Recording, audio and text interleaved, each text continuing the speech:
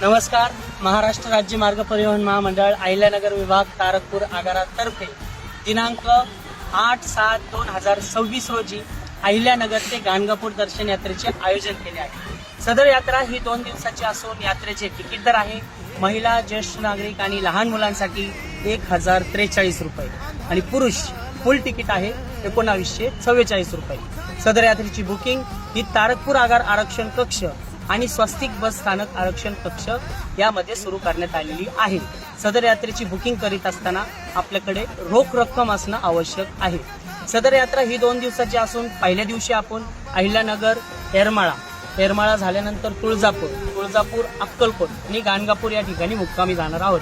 साधारण यात्रा व्यतिरिक्त जर आपण खर्चाचा विचार केला तर पहिल्या दिवशी आपल्याला साधारण जर आपण विचार केला सिंगल सीटसाठी त्या ठिकाणी 150 रुपये खर्च येतो मुक्कामाला, आणि जर प्रायव्हेट आपला फॅमिली रूम घेतला तुम्ही तर 800 रुपयाचा रूम त्या ठिकाणी उपलब्ध आहे. श्री स्वामी समर्थ मठामध्ये आपल्या बसची बुकिंग असते. दुसऱ्या दिवशी सकाळी आपण चहा नाश्ता केल्यानंतर निघतो पंढरपूर करता.